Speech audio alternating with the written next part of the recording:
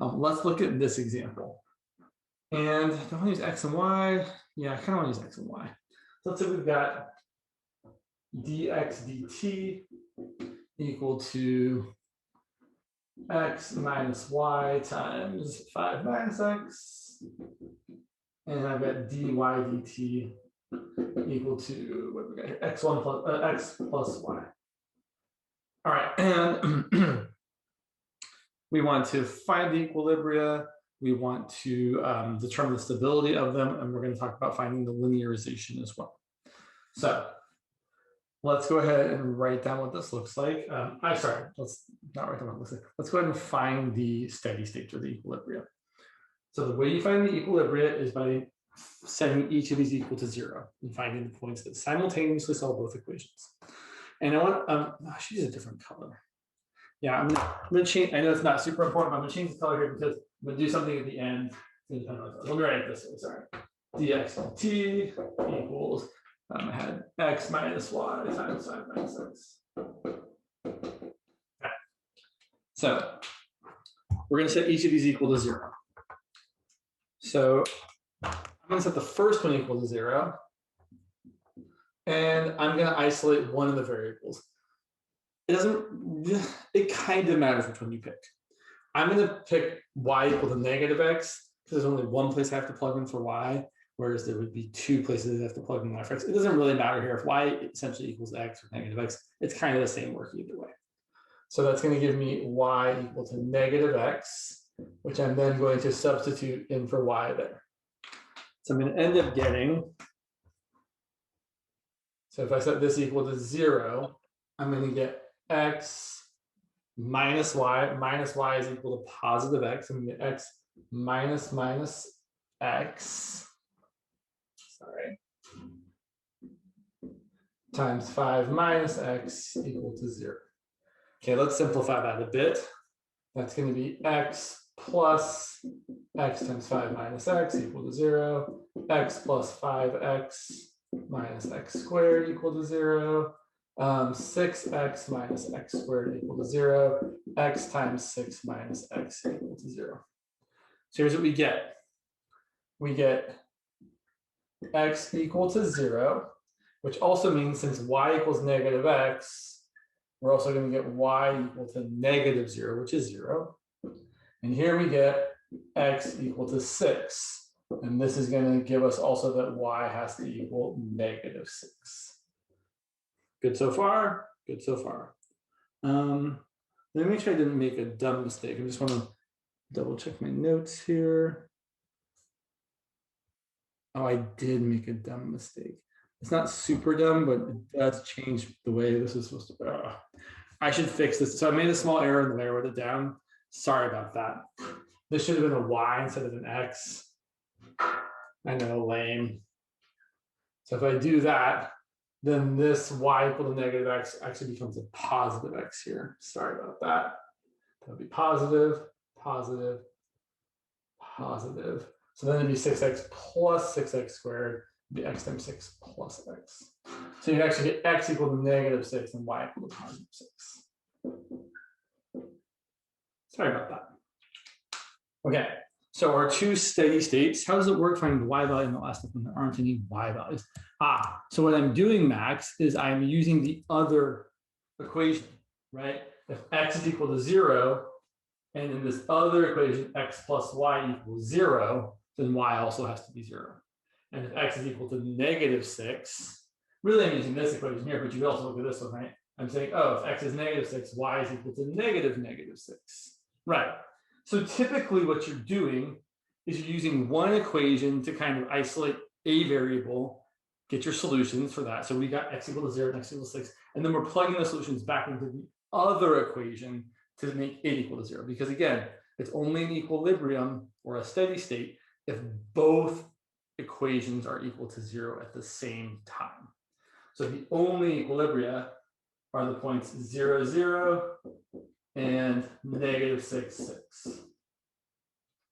Right, there are other points that make this equal to 0, like negative 2, 2.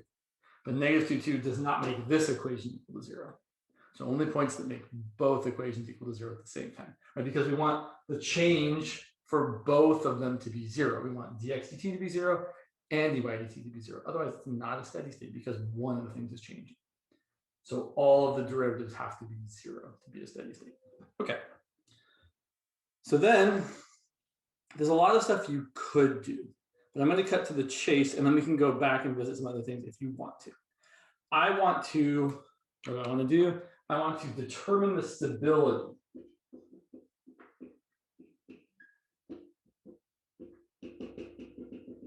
of each of these steady states.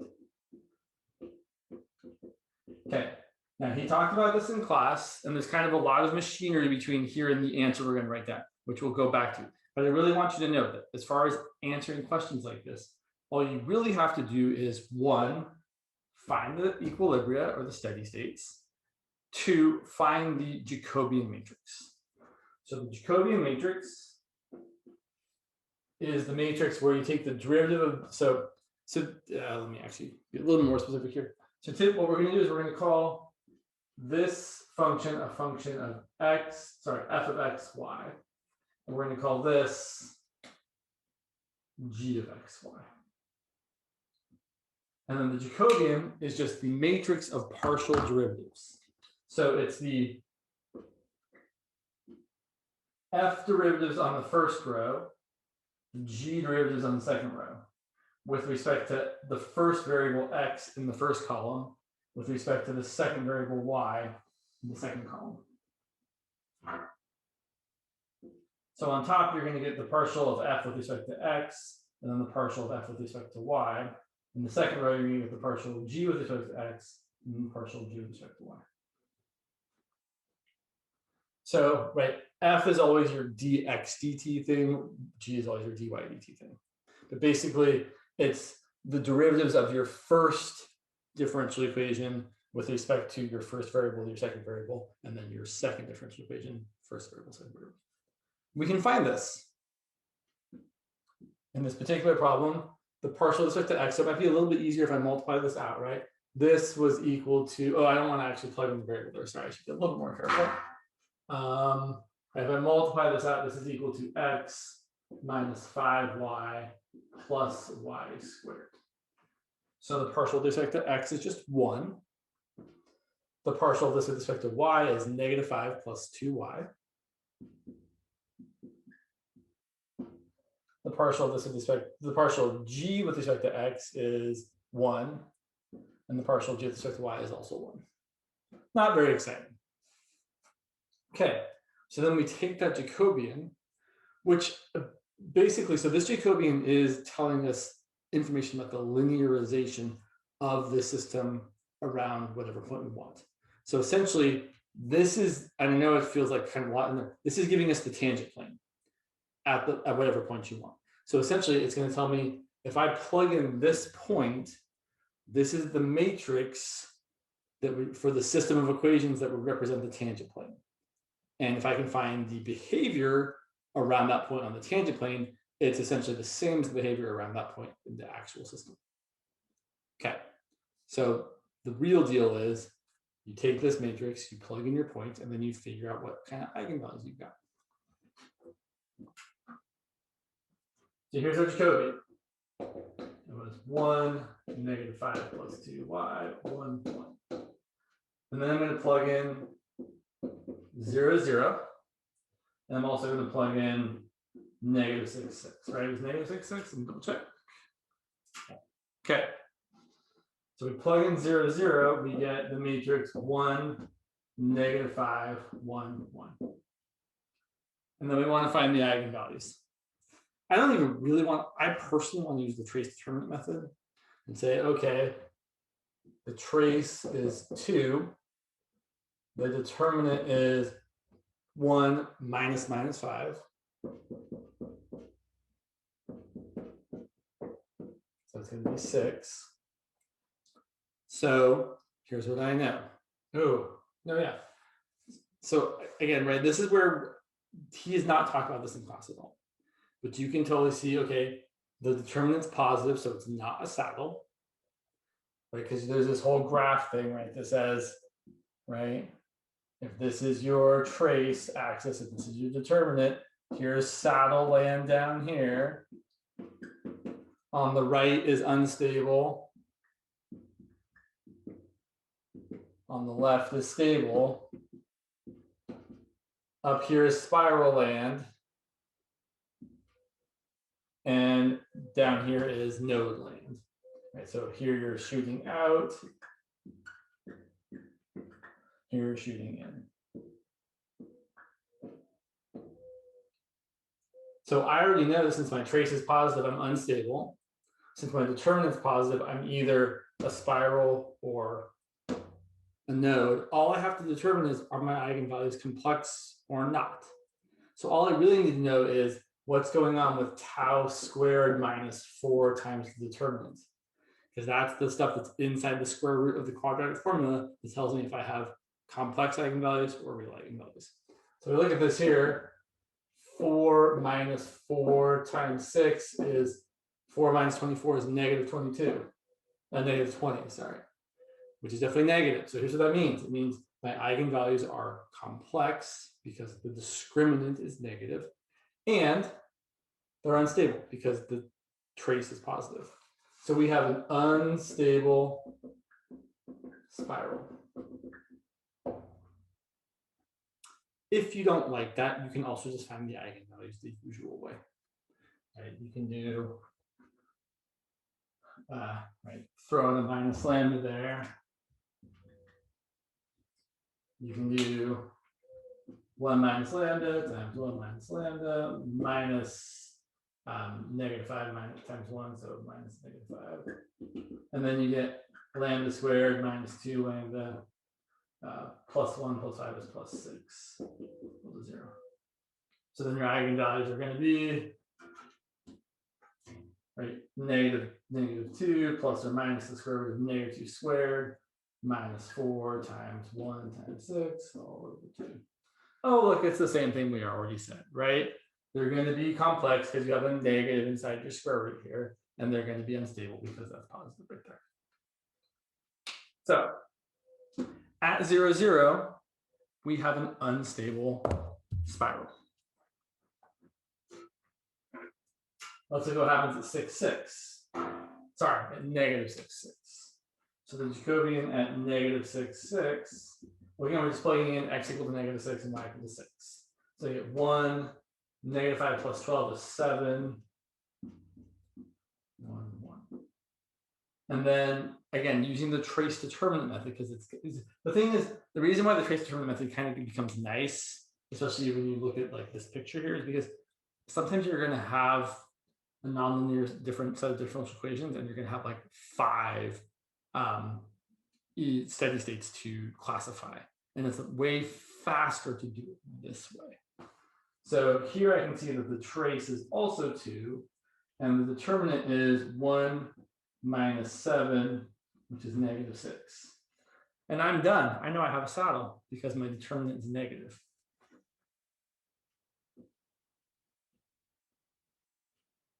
Or you could find the eigenvalues and eventually reach the conclusion that they are both opposite signs. I really don't want to, though. Unless you guys want me to, then I will totally do it. But I think we've done enough times with the 2x2 matrix that you know how to find the eigenvalues, right?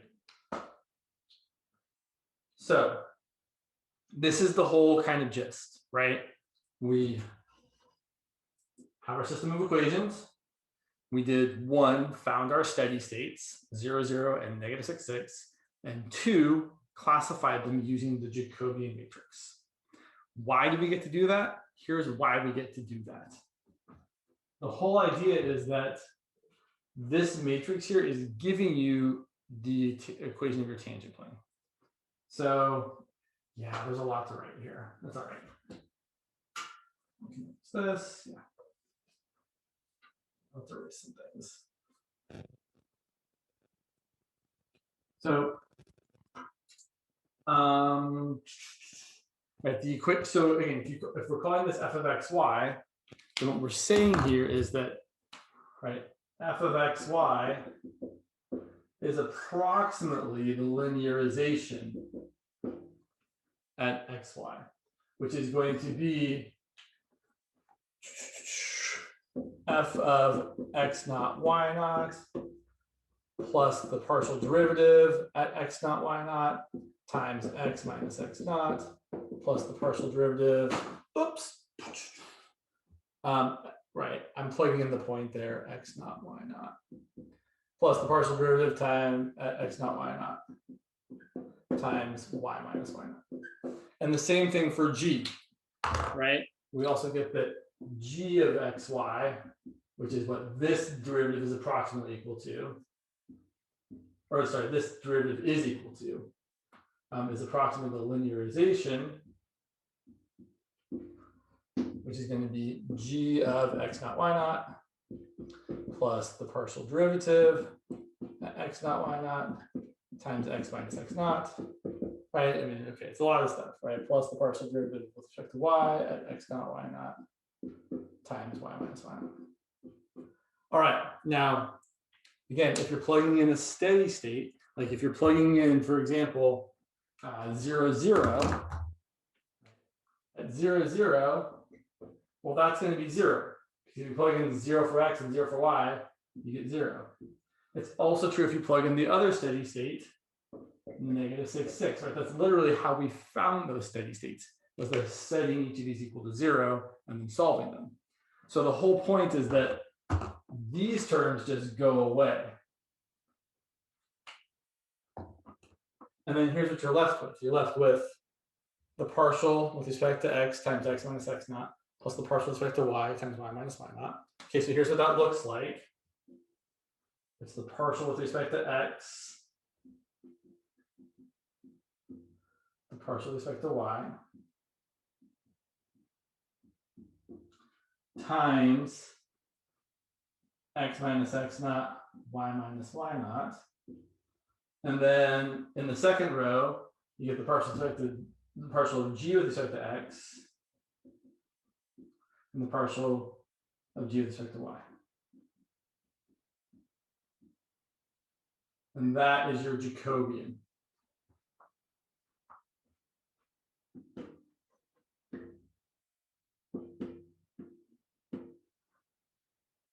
So the whole idea, and I want to say this kind of at least one more time. The whole idea is we're saying this nonlinear system of differential equations can be approximated by this linear system of differential equations when you pick a particular value for x and y. So if we're picking the point, I should really write this is x minus x naught, y minus y naught. So when we pick the point 0, 0, sorry, I got enough room. When we pick the point 0, 0, we're essentially saying this set of equations can be approximated by dx dt, dy dt is equal to this matrix, 1, negative 5 since y is 0, 1, 1, times x minus 0, y minus 0. Well, that's just a linear system of differential equations. And then in a similar way, you can show that for negative 6, 6, you can do the same sort of thing. Except for negative 6, 6, it would be, sorry, I know I'm all over the place here. For negative 6, 6, it would be that this was equal to 1, 7, 1, 1 times xy. Sorry, times x minus negative 6, y minus 6. So when you have a non-zero steady state, like a non-zero zero steady state, that's when you're supposed to do the thing where you do the linear extension, right? The non-homogeneous equation thing. And I feel like we should wait on that. So let me ask you guys before we kind of keep going. Are there questions about anything I've said so far?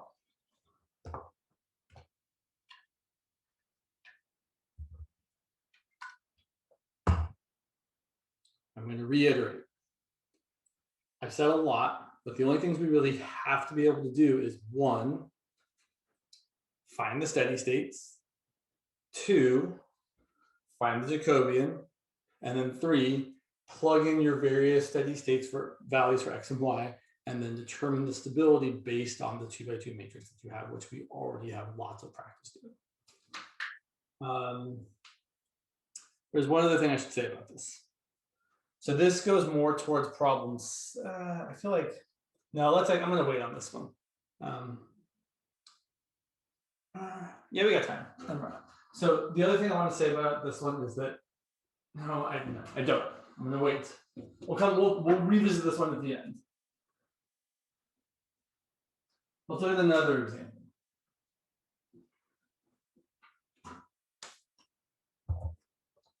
So let's see. So the second example is on the worksheet I handed out to you guys, which is fine. So let's say we've got two differential equations. We've got dx1 dt equal to x1 times 10 minus x1 minus 2x2. And I've got dx2 dt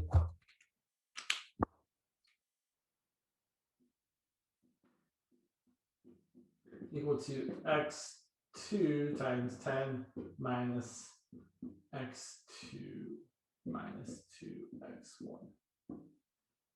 Right? Right. Okay. And I want you all to notice that these equations are what I often call symmetric. Meaning if you take this first equation and you interchange x1 and x2, you get this equation, which typically means all of our equilibria are going to be points where both x1 and x2 are the same. There might be a couple exceptions to that, but pretty much that's the case. So I'm going to find the equilibria by setting them both equal to 0. And we're going to call this one, we always call the first one f. We'll call this f of xy. I'm going to call the second one g of xy. Okay, so let's set these equal to 0. Well, this is going to give us some interesting results. So setting this first one equal to 0, there's two different things that can happen. Either x1 could be 0,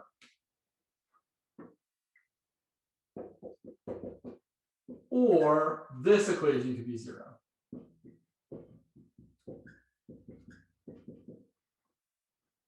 Okay. Similarly, setting the second equation equal to 0, we're going to get either x2 equal to 0 or 10 minus x2 minus 2x1 equal to 0. So there's actually going to be 4 different possible steady states here. This condition and this condition, or this condition and that condition, or this condition and that condition, or this condition and this condition, right? Basically, as long as one of these things is true, the top equation will be 0. And as long as one of these things is true, the bottom equation will be 0. So here's one steady state, 0, 0. Definitely a steady state. When x1 is 0 and x2 is 0, they're both equal to 0. Okay. So now let's say I'm going to set x1 equal to 0. And instead of saying x2 is 0, I'm going to say this has to be 0. So then 10 minus x2 minus 2 times 0 has to equal 0, right? That's my x1 right there. So then I can solve for x2. I'm going to get 10 minus x2 equal to 0. So x2 is equal to 10. So 0, 10 is another steady state. Okay, let's keep going. Let's set x2 equal to 0 and plug it into that equation there. So I'm going to have x2 equal to 0. And I'm going to say 10 minus x1 minus 2 times 0 equals 0. I'm going to get the same result. I'm going to get the other variable equal to 10. So this is going to give me 10 comma 0 as a steady state. Then finally, I'm going to set each of these equal to 0. So I'm going to use both of these. That's a little bit more work. So to do both of those, what I would suggest is solving one of these for x1 or for x2. So I'm going to solve this for x1. I'm going to get 10 minus 2x2 equal to x1. And then I'm going to plug that in for x1 right there. So that, and this is going to get a little bit messy, 10 minus x2 minus 2 times 10 minus 2x2 equals 0. So I've got 10 minus x2, distribute the minus 2, minus 20 plus 4x2 equals 0. Negative x2 plus 4x2 is 3x2. 10 minus 20 is negative 10. So 3x2 equals 10. So x2 equals 10 thirds. And then plugging that back in up here, 10 minus 2 times 10 thirds, that's going to be minus 20 thirds. 10 is 30 thirds. So you get 30 thirds minus 20 thirds, you get 10 thirds as well. So this last one here, you get 10 thirds, comma, 10 thirds as your equilibrium, your steady state. Okay. So in this one, I would also like to talk about graphing the isoclines, or sorry, the nullclines, which are the zero isoclines. And so I'm literally just going to graph all the things that make either one equal to 0. Now, this is where I would really, really encourage you, if you're actually graphing this on your own, to use a different color for each variable's isoclines, or I should say for each function's isoclines. Meaning, when I draw the I keep saying isoclines. When I draw the nullclines for these equations, for the function f, I'm going to draw the f nullclines in green, and for the function g, I'm going to draw the g nullclines in red. And I should be a little bit careful here because, yeah, okay, let's be. So I was going to label my axis, but the problem is, so here are my isoclines. My isoclines are x1 equal to 0, which is the x variable equal to 0. So here's x1 equal to 0. It's the y-axis, right? This is the x2 axis, where x1 is equal to 0. That's one of my isoclines. And then I also have the x1 axis, where x2 is equal to 0. Okay. My other two isoclines are when this is equal to 0 and when this is equal to 0. So let's graph that one. 10 minus x1 minus 2x2 equal to 0. 10 minus x1 minus 2x2 equal to 0. Let's go ahead and we can just do this easily. We know that, so again, I'm thinking of x2 as the y variable. So if I solve for y, I've got 10 minus x1 equals 2x2, x2 equals 10 minus x1 over 2. So if I set x1 equal to 0, I'm going to get y equal to, I feel like I'm making a small mistake. I want to make sure I'm not.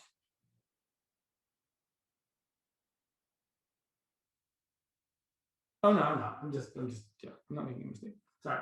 My brain just got caught. So if x1 is 0, x2 is going to be 10 minus 0 over 2, which is 5. But I want to make that a little bit. Yeah, sure. And then if x2 is 0, x1 has to be 10.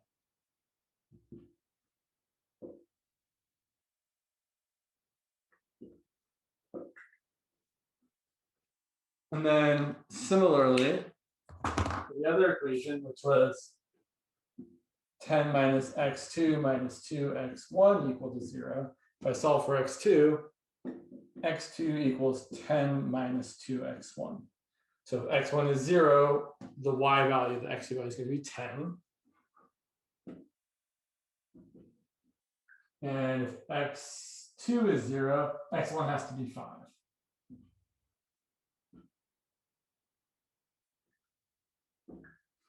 Okay. Now, graphically, you can see that there are exactly 4 equilibria, or 4 steady states, where one of the F isocline, nullclines, crosses one of the G nullclines. So again, right, this is an F nullcline. This is an F nullcline. This is a G nullcline. This is a G nullcline. So let me show you where my four equilibria are. My four equilibria are right here where the red and green cross, right here where the red and green cross, right here where the red and green cross, and right here. 0 to 10, 10, 0, 0, 0, and 10 thirds, 10 thirds. But I want to make it extra clear. That's not an equilibrium.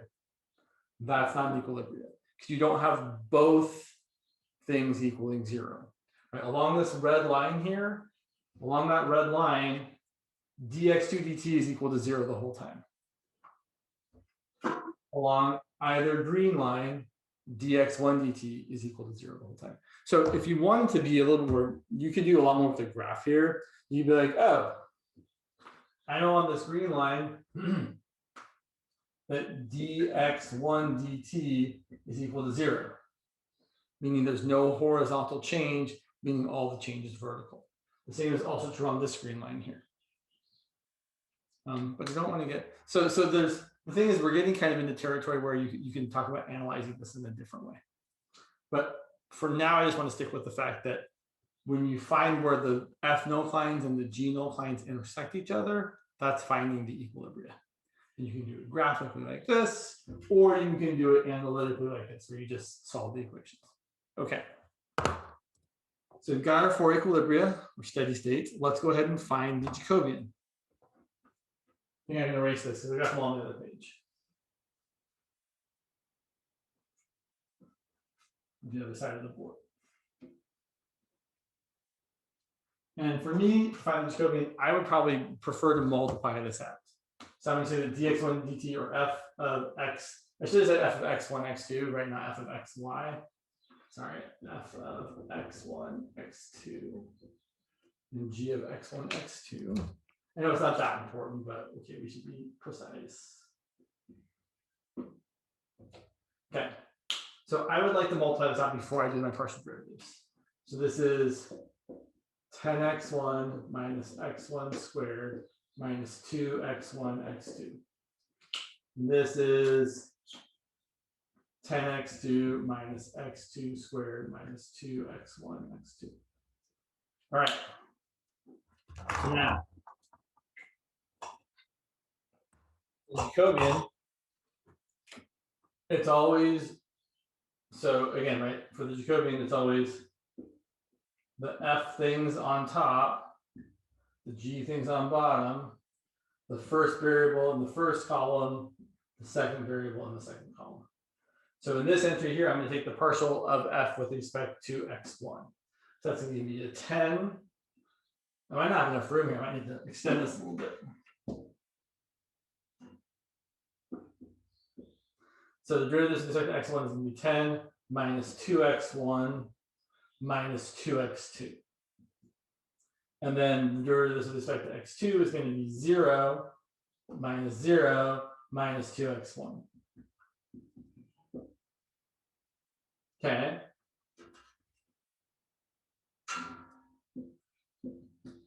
And then for g, the partial of g with respect to x1 is going to be 0 minus 2x2. And the partial of this with respect to g with respect to x2 is going to be 10 minus 2x2 minus 2x1. So there's our Jacobian. And then we're going to use the Jacobian to figure out what's going on at each of the four equilibria. So we're going to look at j of 0, 0, j of 0, 10, j of 10, 0, and j of 10 thirds, 10 thirds. Okay, it's kind of a lot. So we get here. So j of 0, 0 is going to be, so I plug in 0 for x and 0 for x1 and 0 for x2. I'm going to get 10, 0, 0, 10. And everybody should be able to immediately tell me what sort of stability we have there, because we can see the eigenvalues automatically.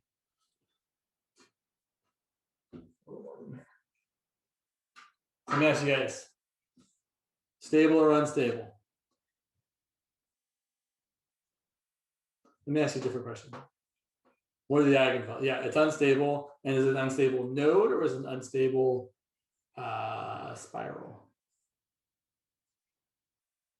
Right, because they're real. Because the eigenvalues are 10 and 10. Right. Okay. So J of 0, 10. Right. So unstable node. Great. J of 0, 10 is going to be, so if I plug in 0 for the x1 and 10 for x2, I'm going to get 10 minus 0 minus 20, so negative 10, 0, negative 20, and again, let's see, 10 minus 20 minus, sorry, 10 minus 20 is negative 10 minus 30, minus 10.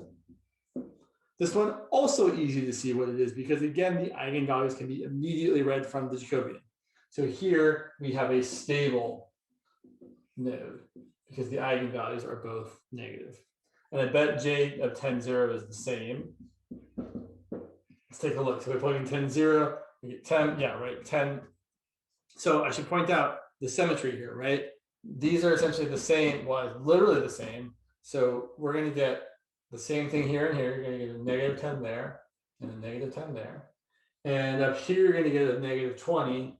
And down here, you're going to get a 0, which means we also have an unstable node because again, the eigenvalues are both negative 10. Sorry, stable node. I think I said unstable. It's a stable node. All right, finally, for the last one, J of 10 thirds, comma 10 thirds. We have, so plug in 10 thirds, yeesh, okay. So plugging in 10 thirds, I get 10 minus 20 thirds minus 20 thirds. Okay, so I'm subtracting 40 thirds.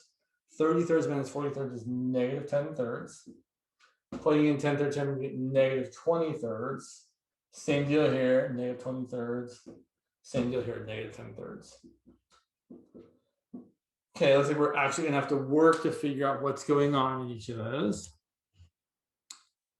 Yeah, so let's use the trace determinant method. I'm not going to erase this now. So my trace is negative 20 thirds. Already, I know it's not an unstable anything. It could either be a stable node, a stable spiral, or it could be a saddle. Right, because maybe it's going to be a negative thing plus or minus something that's big enough to make it positive one time and negative the other time. Okay, my determinant is that times that, so that's going to be 100/9 minus that times that, which is 400/9. Oh, look, my determinant's negative. I don't really care what it is. When the determinant's negative, you have a saddle. That's it.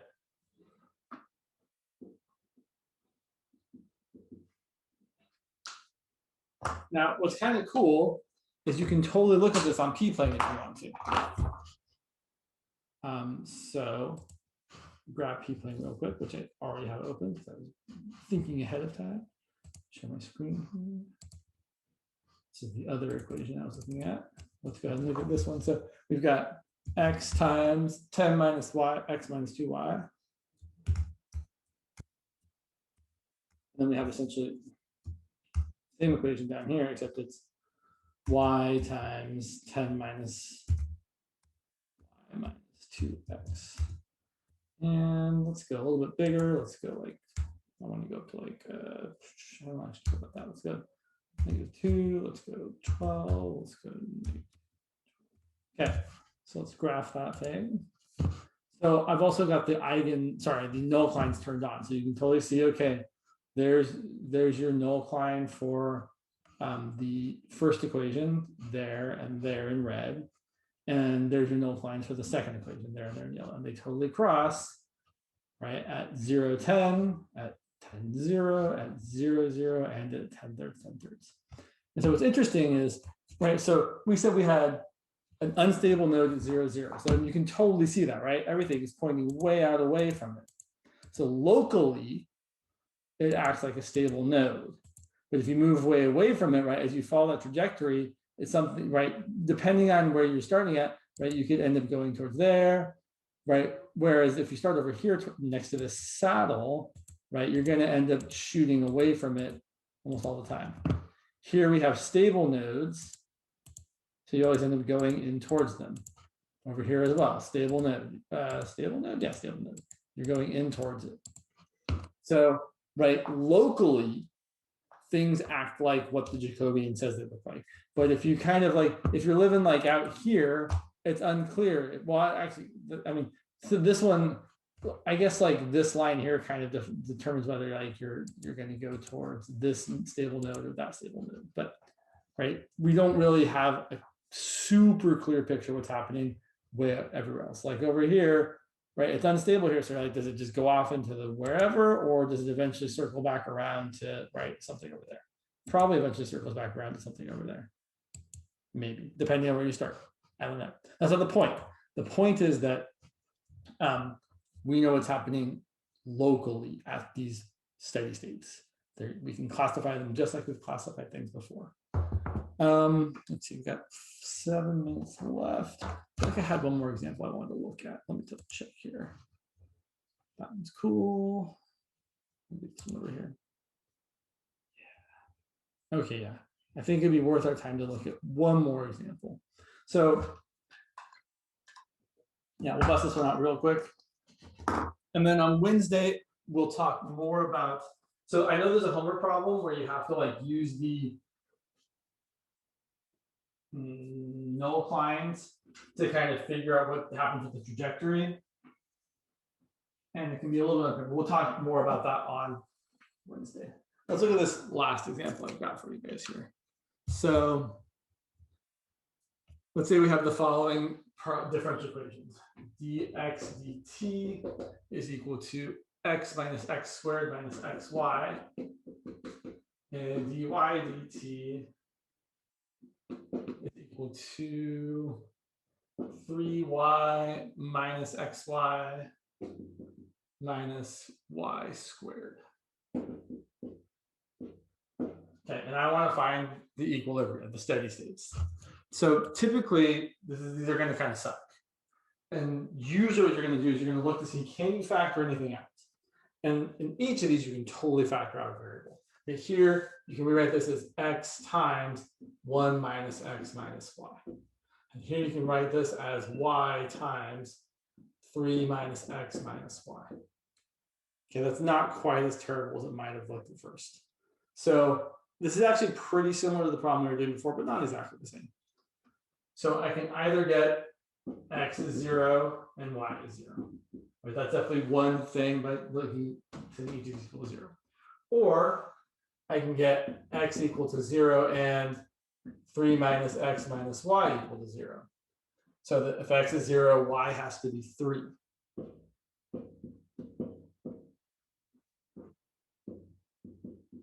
Or I can set y equal to 0. But then if y is 0, one of these things has to be 0. I've already done this one, so let's do this one. Well, y is 0. So 1 minus x equals 0, x has to equal 1.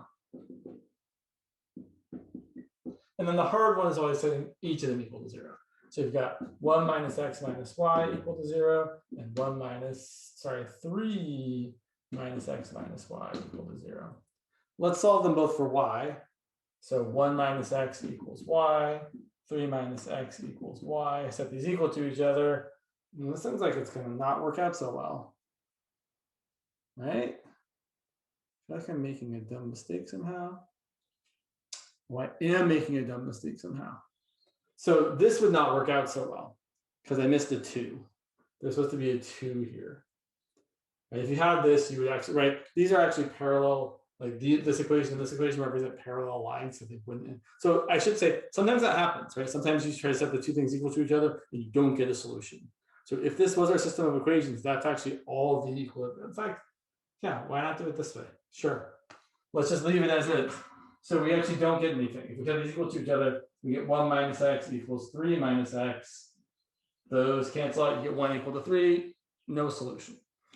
So there's no way for this to be 0 and this to be 0. Okay, that's also fine. And that's going to happen sometimes. So let's go ahead and find the Jacobian. I know we're just about, we got 3 minutes left. So my Jacobian here is going to be partial with respect to x. So partial with respect to x is 1 minus 2x minus y. Then partial with respect to y. And then we do the second equation. First x, then y. So partial with respect to x is going to be negative y. And I decided we didn't need the 2 there. So partial with respect to y is going to be 3 minus x minus 2y. So I found the Jacobian. Now let's go ahead and classify each of our 3 equilibria. So I plug in, there's never enough room. If I plug in 0, 0, I'm going to get, let's see, 1, 0, 0, 3. Unstable node, right? We see 2 positive eigenvalues. I plug in 0, 3. I'm going to get, let's see, 1 minus 0 minus 3, so negative 2, 0, negative 3, and 3 minus 0 minus 6 is going to be negative 3. So we have a stable node because both eigenvalues are negative. And then finally, plugging in 1, 0, we're going to get, let's see, 1 minus 2 minus 0, so negative 1, 0, and 3 minus 1, which is 2. So here we have a set because our eigenvalues are opposite sign. So I will mention, a lot of the time with these examples, many of your steady states, when you plug them into the Jacobian, you'll get a 0 in one of these corners, which will make it super easy to see what the eigenvalues are. But that will